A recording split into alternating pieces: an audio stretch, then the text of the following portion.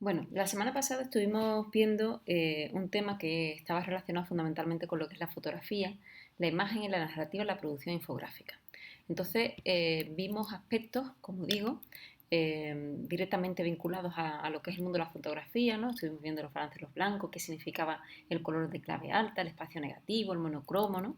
Después de dar un repaso a esos aspectos fundamentales, nos metimos directamente en lo que es la narración infográfica, es decir, cómo vincular todos esos aspectos a nuestras representaciones de las edificaciones que nosotros hagamos a lo largo de nuestra carrera.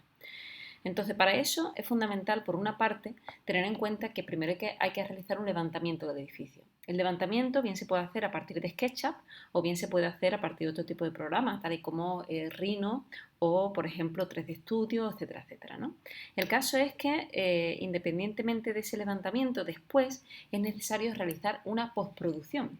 Una postproducción que tenga en cuenta todos estos aspectos que estuvimos viendo la semana pasada. Es decir, al final nosotros debemos de conseguir una imagen que ofrezca una narración, es decir, que ofrezca una serie, un, bueno, una historia vinculada a aquello que queremos contar, al igual que también dejar ver una imagen potente de la arquitectura, que es el objeto fundamental de todo este trabajo infográfico, ¿no?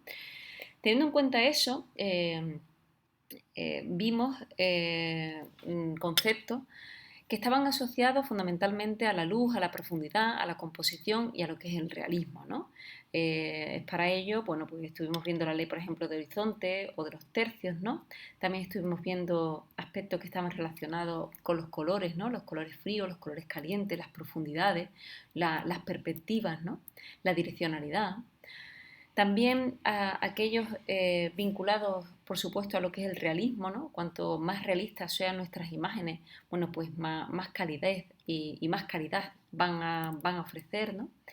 Y destacamos argumentos relacionados bueno, con los colores o también con la profundidad, cómo ofrecer profundidad a partir de los blancos dentro de nuestras composiciones, ¿no? O también estuvimos trabajando aspectos relacionados con, por ejemplo, la escala, ¿no? Entonces decíamos, bueno, que es importante introducir, bueno, algunos elementos que ofrezcan escala a la imagen que nosotros estamos ofreciendo, ¿no?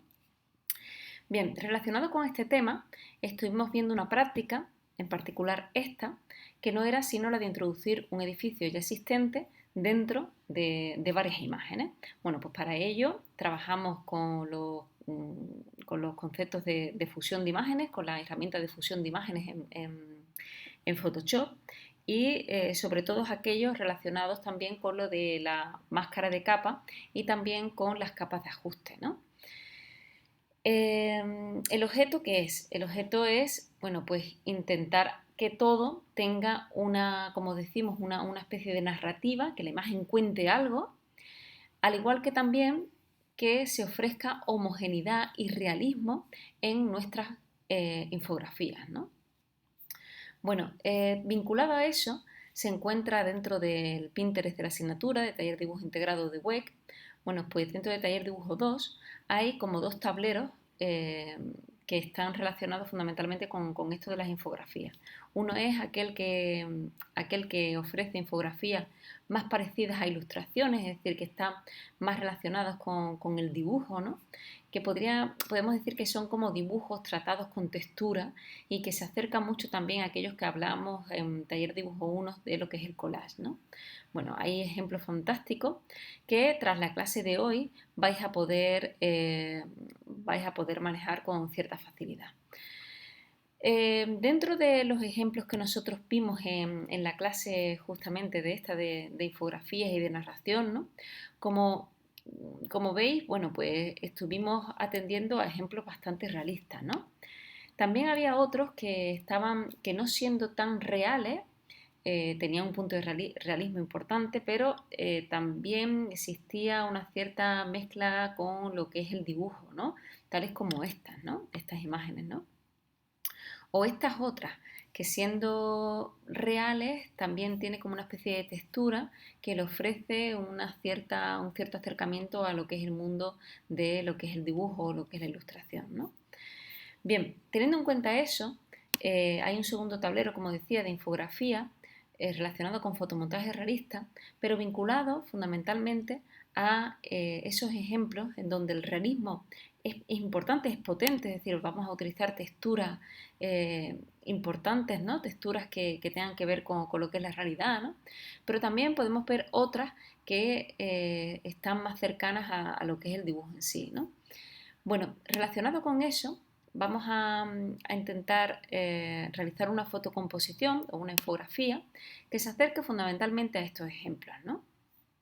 Donde la calidad es bastante potente, donde se trabajan aspectos relacionados con los que estuvimos viendo en el tema 11, es decir, con esos aspectos relacionados con la narración y con la narrativa, la direccionalidad, la composición, bueno, leyes de percepción, al igual que también aspectos relacionados con lo que es el modelo en sí, ¿no?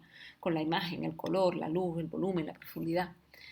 Bueno, basándonos en estos ejemplos, vamos a llegar a esta infografía. Y vamos a partir, fijaros, vamos a partir esta infografía que es bastante realista, ¿no? Pero que también tiene este mundo vinculado en cierto modo con lo que es el dibujo, fundamentalmente por el uso de colores tan potente y tan llamativo, ¿no?